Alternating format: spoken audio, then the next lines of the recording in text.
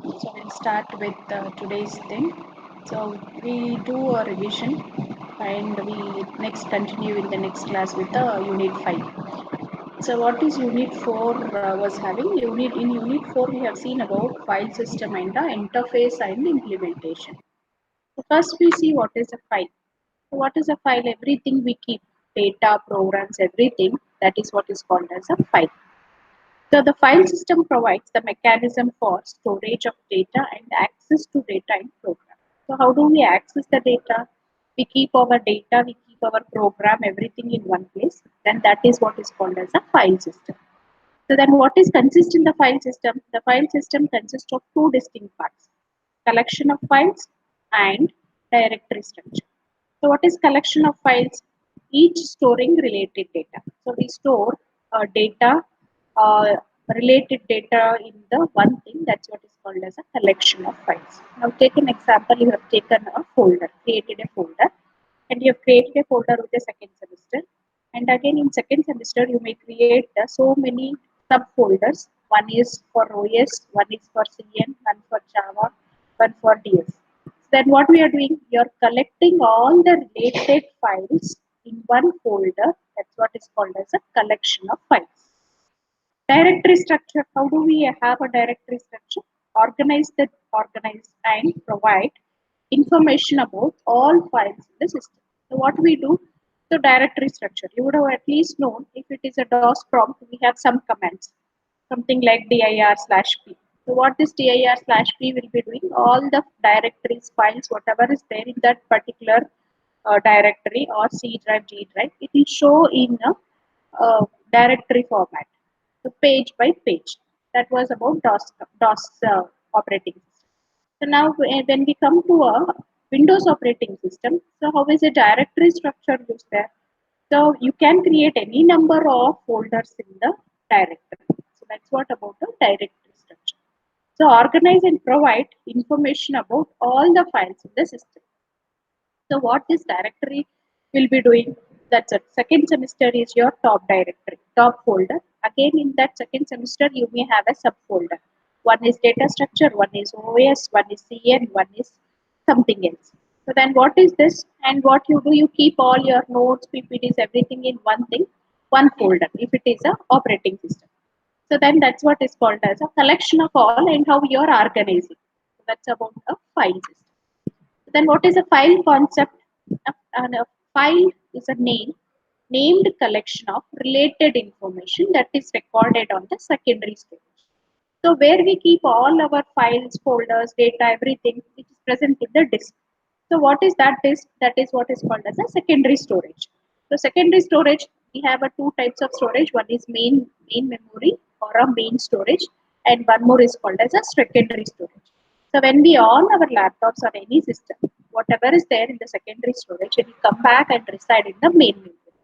So the same thing here in the file concept. So whatever we save, once we save, it will go and fall in the secondary storage. From a user's perspective, a file is the smallest allotment of a logical secondary storage. So, that is, data cannot be written to a directory storage unless they are within the file. So I cannot say that I will not create any word, I will not create any PPT. Then how will you type any word? So that will be very difficult.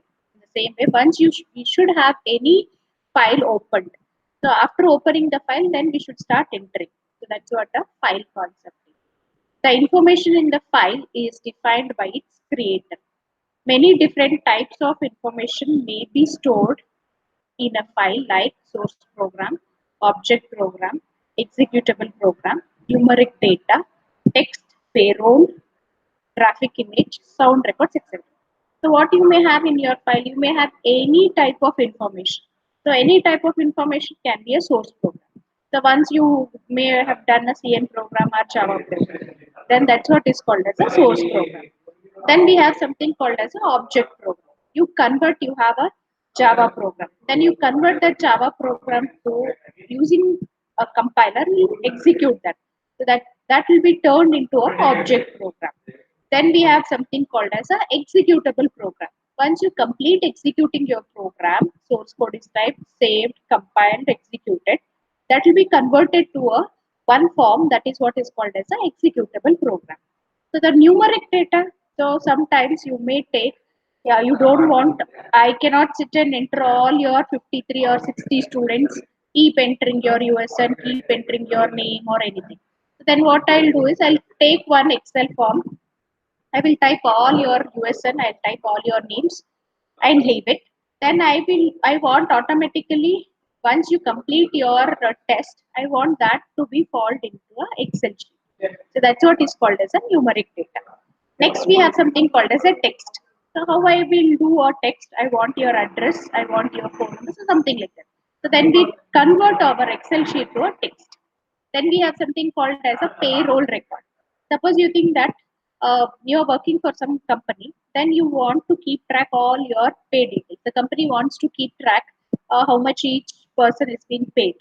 So in that case, we keep all their employees ID, employee name, and their payment. So then we call that as a payroll record. In the same way, graphics image. So now every one of you start having your photos or your anything in the form. So then how do we store the graphics images? We have some, there are different extension versions where you store your graphics image.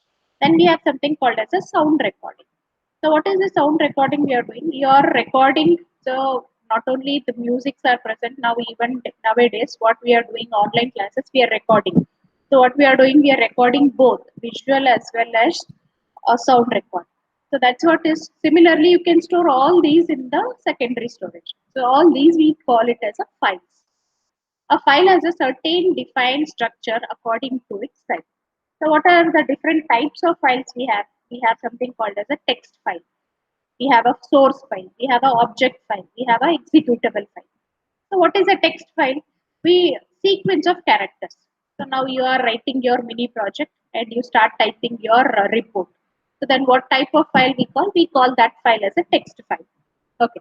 So now you're doing your mini project. Before writing your report, you should have executed that. So you would have typed some program. So then what that type of file it is called? It is called as a source file. So then object file. Once you execute your project, then that will be converted into a form of object. The object is what it is, a numeric or a standard format where it will be converted. And next is a executable file. So once your mini project is done, it is working fine. So a small separate file will be executed or will be created by the operating system, where that is what is called as an executable file. In executable file, what we have a loaders related to that built-in functions, whatever you have used for that particular project will be there. So these are some of the files which we may use in our operating system. What are the attributes we have for the files? We have so many attributes. We may have something called as a name. We may have one attribute called as identifier. One attribute we have something called as a type. Another one is a location. Another one is a size, protection, time, date, and user authentication. So these are all the file attributes. A file has certain attributes which vary from one operating system to another, but typically consist the following. So again, it depends upon one operating system. Sometimes we may use a Windows. Again, it may be different, or sometimes you may use a Unix platform, a Unix operating system. They, for any operating system, some attributes are common. Something like name. So how do we name? So now you have your USN number. Why do you have your USN number? Because in Karnataka, in VTU, there are so many people having the same name. So to uniquely identify, you have your USN name. Same way here, even in the operating system, we should have a naming conversions given for all the files. So what is that name? The symbolic file name is the only information kept in a human readable form. So now we give all the names for our files. So that's what is called as one property of a file. Next one is identifier. So the unique number identifies the file within the file system. It is a non-human readable file for the file. So what we do now, we have a Aadhaar number. You have your election card number. But again, these Aadhaar number, it is a number given to each one of you. So that is not a name. That is an identifier. Using that identifier, we can access your Aadhaar number. So then So what is the other thing we have? We have your bank account.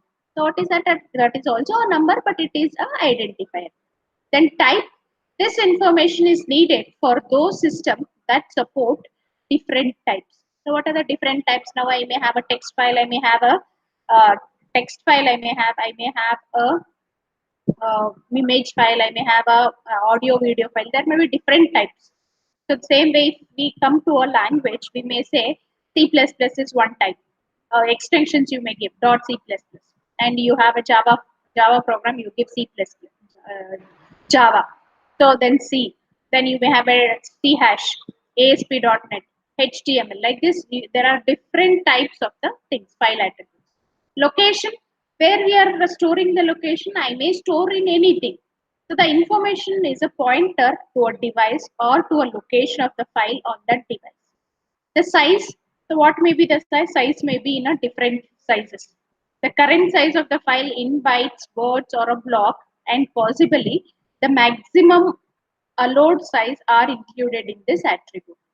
Protection, access control information determines who can do reading, writing, executing, and so on. Time, date, and user identification. So protection is what? No one should access my details. So that's what is a protection. So the information can be reading, writing, executing, and so on. So then at time, date, and user identification, the information may be kept for a creation, last modification, and last use. So I want to know. So now you have your internals. So in that case, you can only have which date. So tomorrow starts your internals. So tomorrow you have a first a subject which is having the first code. So next, you're in second sem, so you may start with 21, 18 MCA, 21. Next afternoon, you may have 22. So next day, you have 22, 23. Next day, you have 24. Afternoon. Next day, you have 25. Like this, what we are doing, it is being time. So time given for each of the things. Time as well as date. As well as you can see, each IA marks is given with the 1 hour 15 minutes. So that's what time, date, and user identification. Next, we have something called as a file operations. So what are the operations we can do on the file? File is an abstract data type. To define it properly, we need to define creation operation on it. So we may create a file, writing a file, reading a file. So what I can do, I can create a file. This include two steps: find the space in the file system and make an entry in the directory. Then writing a file to create the how to first you have to start creating a file. After that, we start writing into the file. To write a file, we make a system call specifying both the name of the file and the information to be written to the file. Using the name of the file, the system searches the directory to find the location of the file. So creating a file, writing a file, then reading a file. So how do I read? To read from a file, we use a system call that specify the name of the file and where the next block of the file should be put. So that's what here file operations what we can do. Next, we have something called as a repositioning within a file. So the directory is searched for the appropriate entry and a current file position is a set to a given value. This file operation is also known as a file seek. So then we can one more operation we can do on that. That's what is called a deleting a file. So how should we delete a file? To delete a file, search the directory where the file is, then release all the file space and erase the directory entry. Next one is a truncating a file. So how should I truncate a file? The user may want to erase the content to a file but keep its attributes rather than forcing the user to delete the file and then recreate it. The truncation allows all attributes to remain unchanged except for file length. The file length is reset to 0 and its file space is released. So other common operations what we can do is appending and renaming. So what do we mean by appending? Appending means adding a already existing file, we are adding some more thing, then that is what is called as a appending. Then what is renaming? Renaming is what I have given some other name, I will give some other name. Then that's what is called as a renaming the file. Most of the file operations involve searching the directory for the entry associated with the named file. To avoid this contrast searching, the OS keeps small table, that is what is known as an open file table, containing information about all the open files. So how many open files are there? Same way you can see, you can open your either Word or PPT, and you can see where, when you click on the open, you can see what are all the files we have just recently opened. So that is what the table temporarily be present. That is what is called as an open file table. So then we can see some more operations associated with it. Every file which is open has certain information associated with it. So file pointer, file open count, disk location of the file, then access rights. So what is file pointer? Used to track the last read write location. This pointer is unique to each process. So what we do, the file pointer, so what we are doing in the file pointer, we keep track for a read write location. Then we have something called as a file open count. So what we do, we start when a file is closed, its entry point in the file open file table must be reused. Then disk location of the file. Most file operation requires the system to modify data within the file. So location of the file on the disk is essential. Then we have something called as a access rights. Each process opens a file in an access mode. This information is by the operating system to allow or deny subsequent input-output request. Then we have something called as a file type. So what are the different types of files we have?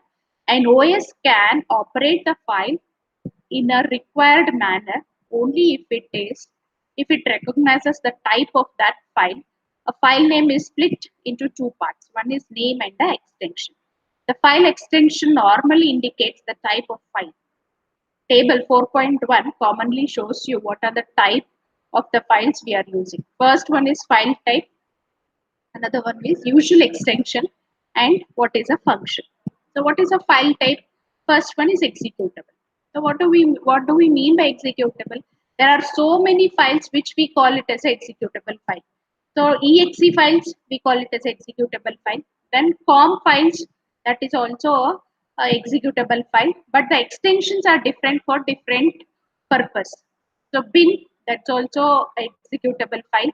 Then like this, we have so many files where we are using those as a executable file. Read to run machine language program. So next is object. So obj, or we may say O, compiled machine language not linked. That's what is called as a object file. Then we have something called as a source code. C, CC, Java, Pascal program. So like this, we have so many source languages where we use the extension. So for C, we use a .c extension. For C++, we give C++. For Java, we give Java, JAVA. For Pascal programs, we give PAS. For assembly level language programs, we give a ASM. So like this, we give different extension for different various languages what we use to execute our program. So next we have something called as a patches. So what we do to improve our CPU utilization, then we call it as a source code. So source code in a various languages. So we batch all the C programs and execute them. That's what is called as a batch. Next we have something called as a text. So txt, then doc. So then what is text? All the related documents. Now you're doing for your PPL projects. So then those are all called as a textual data. Then documents, all your related help documents, everything will be present in a doc. The word processor. So various word processor formats are available. Now we have a MS Word, we have just a Word, we have a Notepad. Like this, we have so many word processors where we start using them to type our document. Then library, so we may use some built-in functions. Then we use, in that cases, we use a library. That is what lib is one library, or dll is another thing, then mpeg, a movie. So there are so many libraries where we use all these routines for our program. So then we have something called as a print or view, archive, zip, or a tar. So we have something called as ASCII or a binary file in the format for printing or viewing. Then archive, uh, zip, or tar, related files grouped into one file, sometimes common compressed for archiving or storage. So multimedia, MPEG, MOV, or binary file containing audio and video information. So those are about your file types. So next we move on. How do we access the files? So there are different ways of accessing the file. So now take an example. If you want to come to MCA department, how do we have a access? One is using one staircase. Come to the front of the BSN block. We have one staircase. That is one access point, and one more access is using the lift. That is one more. Or you have backside entry also, where you can uh, go for ground floor and come up. So these are the different ways of accessing a MCA department. Same way here, access method. So there are several methods to access the information stored in the file. Some techniques are discussed here. Sequential access. It is the simplest method of file access. Here, information in the file are accessed one record after the other in an order. It works on the logic read next, write next, reset. It is shown in the figure 4.1. Note that in programming language like C, the function like fseek, rewind, etc. can be used. So what we do? Sequential access. What is sequential access? One after the other. So if the pointer is the first, it will go to the second, then it will go to the third, it will go to the fourth. Like this goes on one by one. So that's what is called as a access method. So next we have a one more method called as a direct access. So sequential access. So in the olden days, we were having a radio and we were having only one channel where whatever the channel people are performing or releasing the events, it was going on one after the other, and we were not having any options to change. Now, but after radio, we have something called as a tape recorder. So what was that? You can directly rewind, go to that particular song and listen. So that's what similar way here, direct access. So you can directly to the that particular memory and see where you can access the files. So that's what is called as a direct access. So another method is direct access or relative access. The file is made up of fixed length logical records that allow programs to read, write records rapidly in no particular order. So the direct access method is based on a disk model of a file, since disk allow random access to any file block. For direct access, the file is viewed as a numbered sequence of blocks or records. So that's what is called as a direct access. So the other access methods what we have is, one is called as a relative and another one is called as a indexed. So in indexed, what we do, similar like your textbooks. So what is there in your textbook? We have a one page in the front. That is what is called as an index page. So using the index page, you can directly go to the second chapter or a fourth chapter, and you can go to that particular page. Same way here, in the operating system, we have a concept called as an index. So accessing the file with respect to using the index. So based on the index, you can directly go to that particular file and use do whatever you want. That's what is called as an index file. So other access methods, there are several access methods based on the direct access method. One of such method uses as index for a file. So index contains pointer to various blocks. To find a record in the file, we first search the index and then use the pointer to access the file directly and to find the desired record. So the working of the indexed file is shown how it is been done. So you can see so the indexed file is sorted. So how your USN numbers are being sorted. So your USN number starts with 1. So how this 1 comes? Your names are arranged in the alphabetical order. So A, the person whose name is starting with A will be having a USN 01. Same way here, even the index file is also sorted. So how it is started? Sorted with all the alphabets with A will be in the first, after that B, after that C, like this it will be sorted in the index file. And if you want to refer for a Smith, then you can go directly to the letter starting with S and you can search for that particular file. So that's what the index file, how you can access the index file. So next we have something called as a directory structure. So what is this directory structure? The file system of the computer can be very large. Suppose let us assume that you have purchased your laptop now and your memory is not partitioned and it will be in one complete uh, part because you didn't partition anything. Then how is your directory? It is only one storage, one component where you have not done any partition. So the file system of the computers can be very large. To manage all these data, we need to organize them. The disks are split into one or more partitions. So after you purchase, so what you do? You partition your memory. So you partition your memory first. Generally, what we do, we keep C drive all our software files. D drive keep all our user files. Then E drive we may keep a backup file. So like this, we are partitioning the memory, and this we call it as a directory structure. Here you can see the pictorial representation of a directory structure.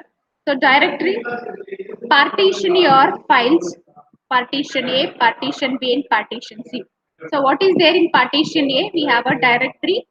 In that directory, we have a files. So in the same way, partition B, your directory and files. Partition C, directory and files. So that's how the directories and files are being stored. So then what are the various operations we can do on the directories? We can search a file. So how do we search a file? We need to have a name. If I don't know the name, what we do? We start giving the search file. So that's what a search for a file. Create a file. How do we create? Suppose now you want to create any PPT. Then what you have to do? You have to go for PPT. Then first open the file. Then you start typing something. Then that's what that process is called as a create a file. Then what is one more operation? Delete a file. So how do we delete a file? So I don't want any further that file. Then what I do? I can just delete a file. So at least in our disk operating system, we were using all the commands to do all the operations. But in Windows or in Unix, what we do, we have a shortcuts where you can just click on your right button. Then automatically all the operations what you want to do on the file will be there. Either you can create a new file, either you can delete a file, either you can rename a file, or you can move the file, copy a file, cut. All these operations are there. The next one is list of directory. So in your C drive or D drive, you can just see which way you want to organize your directories or folders. So either in the list form or a big one or a medium size, or you want to arrange them on a sorted order, or you want to arrange them in the date wise. So there are different ways how you can list your files. Rename a file. Sometimes you cannot give all your files program 1, program 1, program 1. Then what you do? You have to change because in your operating system or in anything, we cannot have a same file names. Then what we do? We have an option of renaming. So that's what a renaming the file. Then traverse the file system. So what we do? Traverse visiting the file, at least all the file whatever is there, you keep visiting all the files. That's what is called as a traverse the file.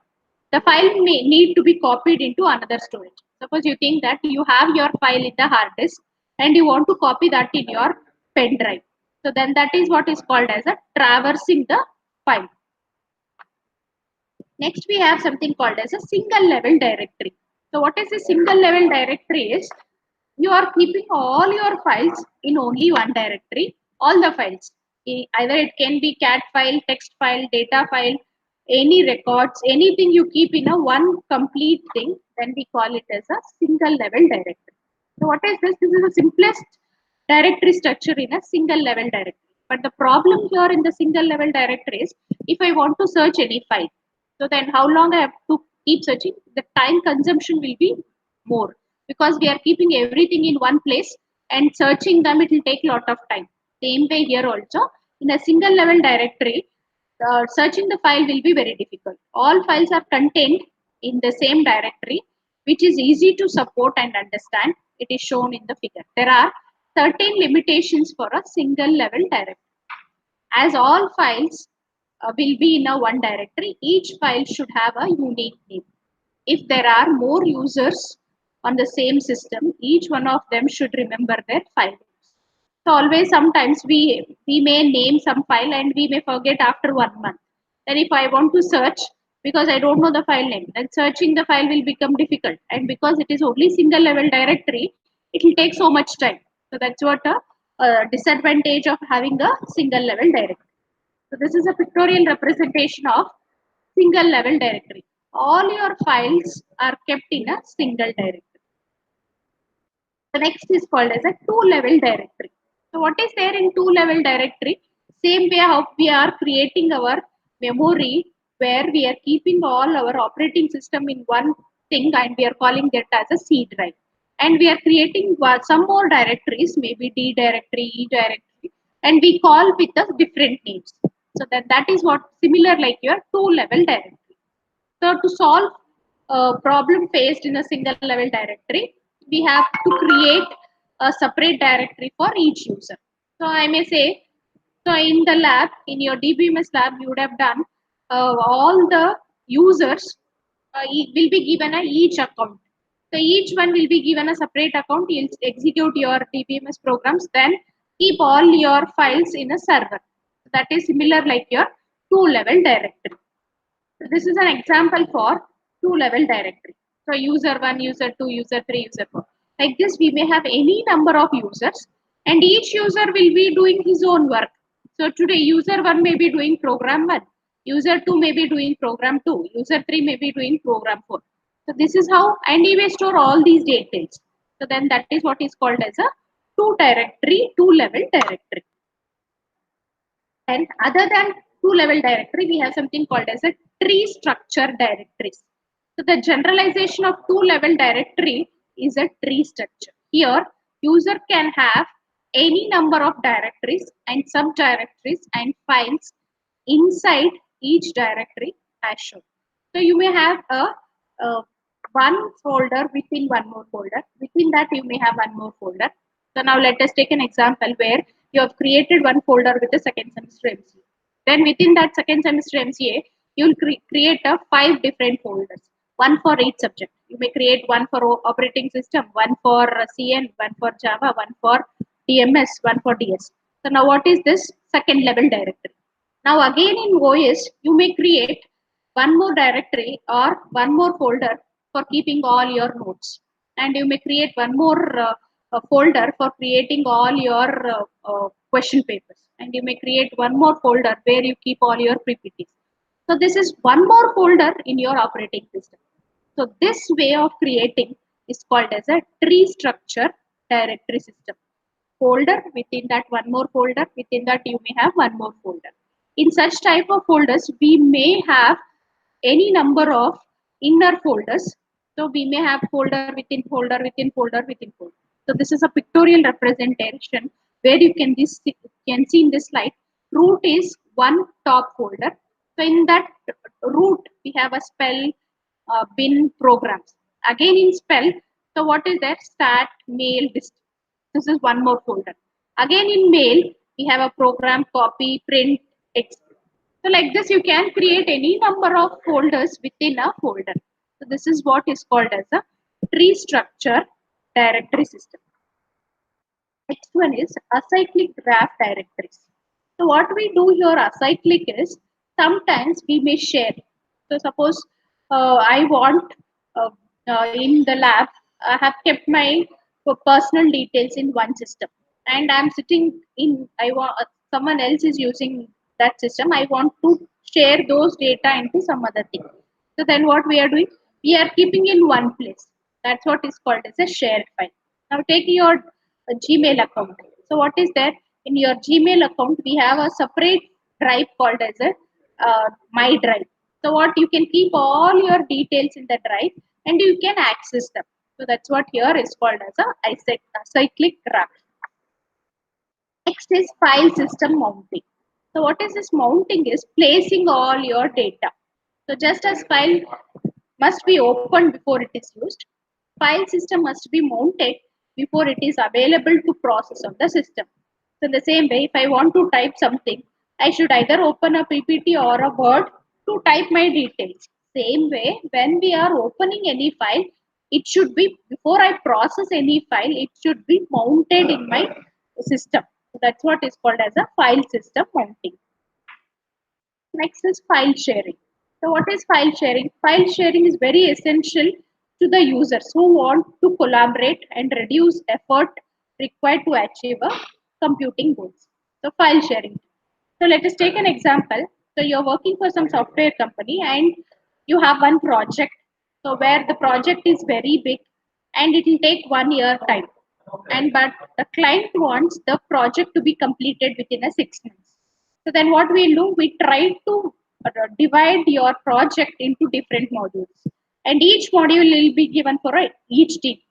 So at the end, what we do, we combine all this, integrate them, and develop it as a one big project. So what we have done, we have shared our modules to different teams. Same way here, even in the operating system, some files will be shared. So that's what is called as a file share. So in that case, we have something called as a multi-user. So what is multi-user? That's what here we have a different types of operating systems where single user, multi-user. So the multi-user means many people can access the system or access the particular file at the same time. Then we call it as a multi-user. So remote file systems. So now I want to access my system which is there at my home. Then how should I access? Either my system should be having a net connection, it should having a Wi-Fi, and I can connect. Same way here also in a remote file system, what we do when I want to transfer any files. So now you're transferring using a mail account. We are transferring our files from one to another.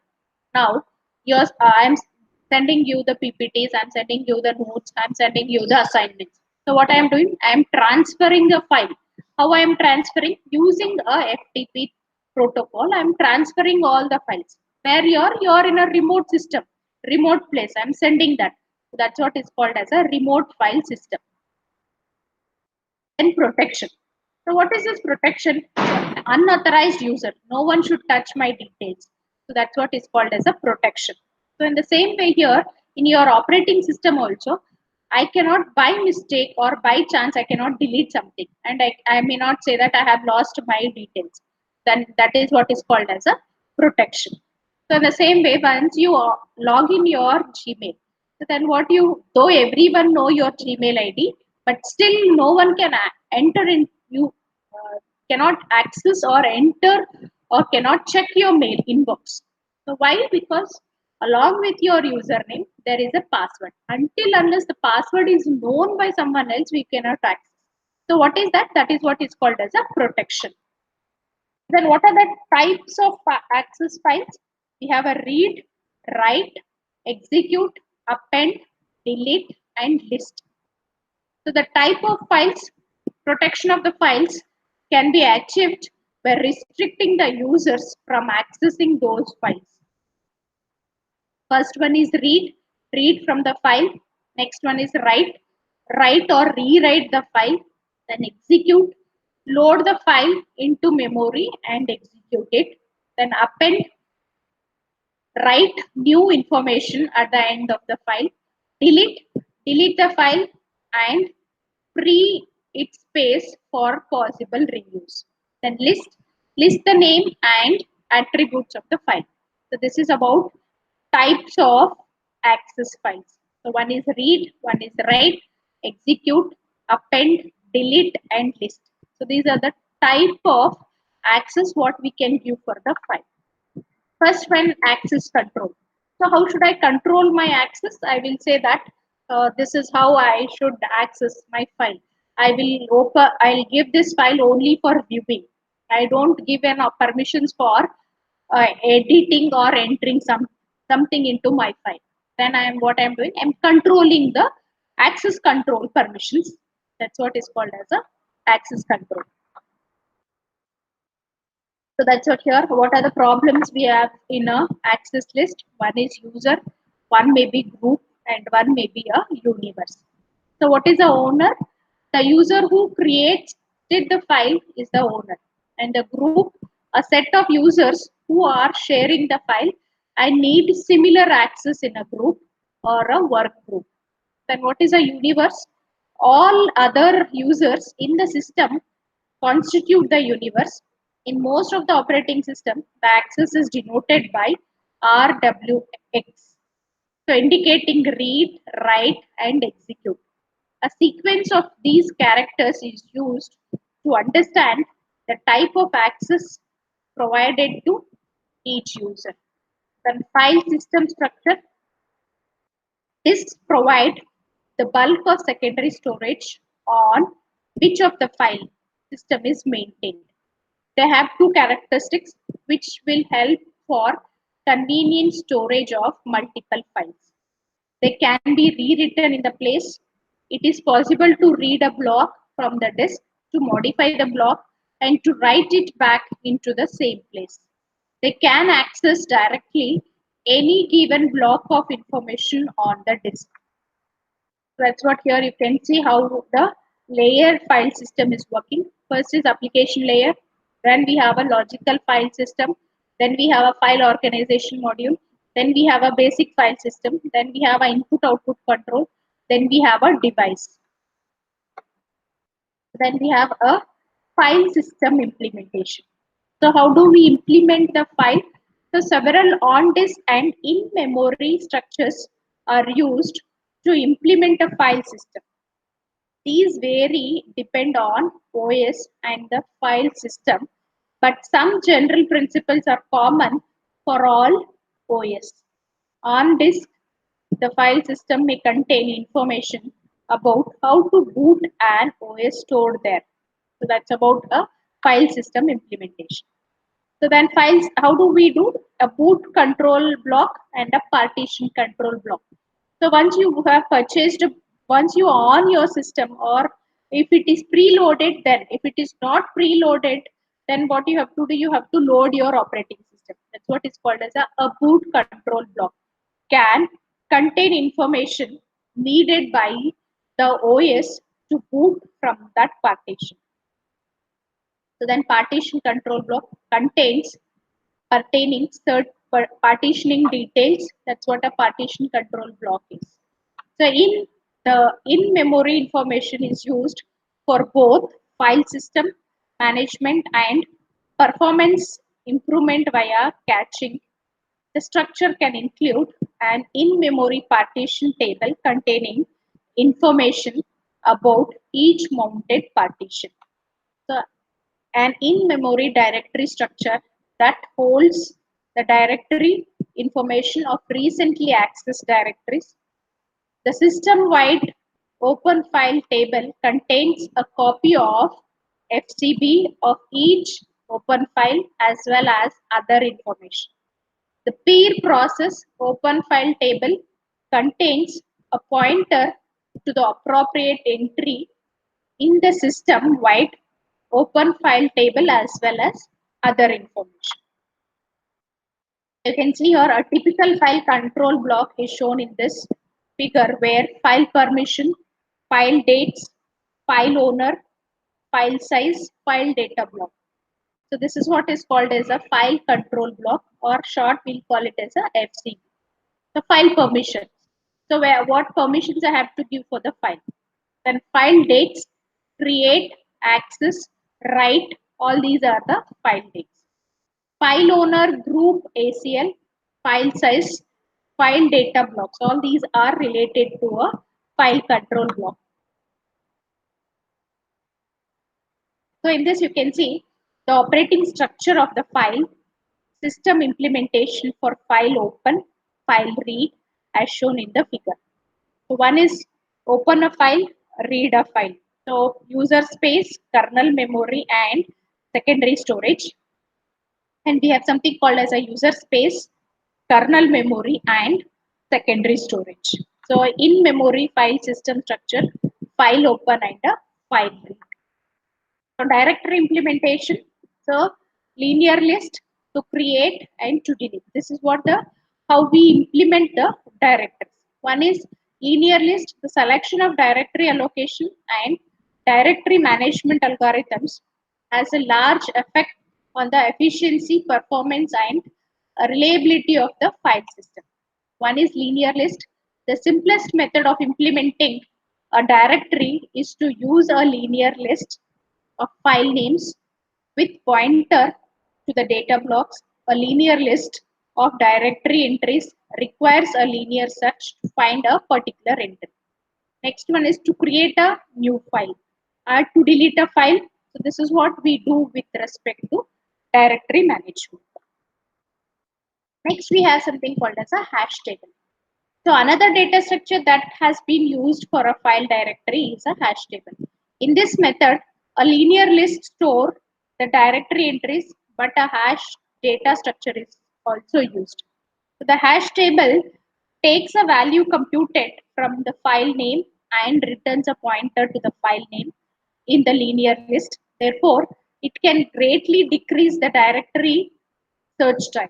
So insertion and deletion are also straightforward, although some provision must be made for collision situations where two file names hash to the same location. That's what here. We cannot have a two names in the hash. The major difficulties with the hash table are it's generally fixed size. So if the collision is resolved using linear probing and dependency of the hash function on that size.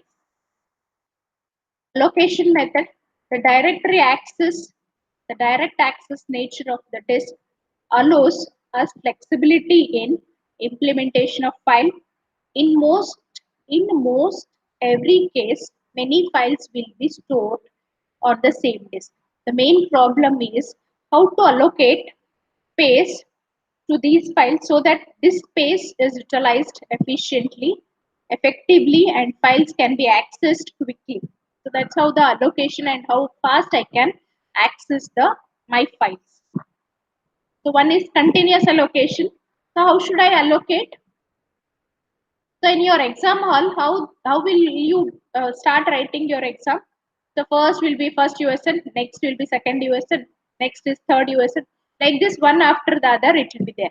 So what is that type of allocation? That is continuous. So that's what here continuous allocation is.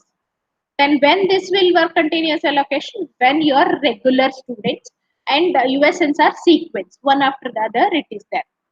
Suppose if I am doing for supplementary exam, means what? I am I have a failed students to allocate for the exam. Then what will be done? Maybe year wise. The person who 13 year, 13 scheme, 14 scheme, 15 scheme. Then in 13 two people have come, 13, 14 two people, 15 two people. Means what? Wherever spaces are available, then I start allocating. That's what is called as a linked allocation. So the same way here, in this linked allocation, what we do? We share the spaces wherever it is available. An indexed allocation. So index is one place where you keep all your uh, files there, and based on that file you start allocating the file. That's what is called as a indexed allocation. So this is what the indexed allocation stands for. Then free space management. So wherever the space is free, based on that we start allocating. That is what is called as a free space management. So here in this case, you can see bit vector are used to allocate your files. So what we do, you can see in this bit vector means bit means what? Either it may be 0 or 1. So that's what a bit vector stands for. 0, 0, what is this? First position not filled. Second position not filled. Second position 2, 3, 4, 5 are filled. So that's what here. Wherever there is one means what the space are free. Then I can allocate those available bits for the storage. So that is a concept used in a bit to bit vector. The linked list. So you would have seen in your data structure, create one memory or one node and link, and other address will be stored here, and this address will be stored in this node. So like this we have a link of different nodes may be placed in a different places. That's what is called as a linked list. Means wherever free space is there, that we consider it as a one node, and wherever another space is there, that we consider it as a node. So like this we start linking them, then that is what is called as a linked list. Grouping. So in your lab, what we do, we start grouping them. First 30 students, first USN who has 1 to 30 as grouped as batch 1, batch 2. And 30 to 31 to 60 we have grouped as B3 to B4. What is the concept we have done? Based on your USN number, we have grouped you people into different groups.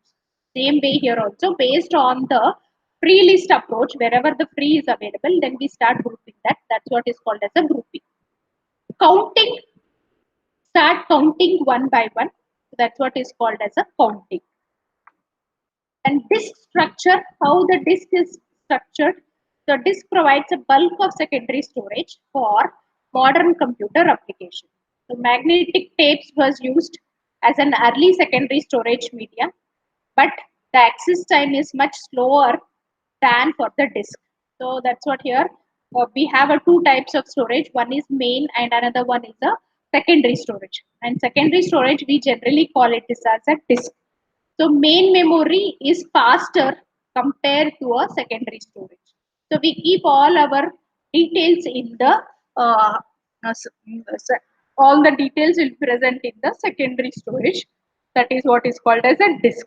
So that's what here the storage is high, but the time for accessing the files will be slow. So that's what is called as a disk storage. Okay, so I'll stop here. I will continue or have a write well for your exam, and that's it.